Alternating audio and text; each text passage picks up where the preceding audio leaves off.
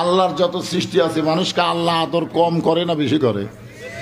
দেখেন, মানুষের কথা বলতে গিয়ে আল্লাহ 4টা শপথ করছে। আপনারা সেই সূরা পড়ছেন, 4টা শপথ করছে। অতীন, অজাইতুন, অতুরি সিনিন, ওয়াহাজাল বালাদিল আমিন। কয়টা হলো?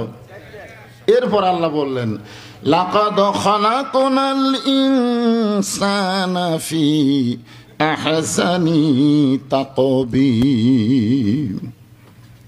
সর্বোত্তম আকৃতি দিয়ে আল্লাহ মানুষকে সৃষ্টি করেছেন। সেই মানুষ ক্ষতির মধ্যে পড়ুক, এটা আল্লাহ চায়? জোরে বলেন। এই কারণে আল্লাহ বললেন, ইল্লাল্লাযীনা আমানু ওয়া আমিলুস সলিহাতি ওয়া তাওয়াসাউ বিল হক ওয়া তাওয়াসাউ বিস সবর। এখানে 4টা বিষয় আছে, খুব খেয়াল করবেন। আমি সময়ের দিকে খেয়াল করে 4টা বিষয় আপনাদের সামনে বলার চেষ্টা করব। যে 2টা বলে আর 2টা রেখা চলে যাবো তা না, এই সময়ের দিকে খেয়াল করে, কারণ সময়ের সূরা, সময়কে খেয়াল করে আলোচনা করা লাগবে। 4টা বিষয়। 1 নম্বর হলো ঈমান। জোরে করে 1 নম্বর কি? ঈমান। আপনারা বোঝেন 1 নম্বর ঈমান কেন রাখা হলো?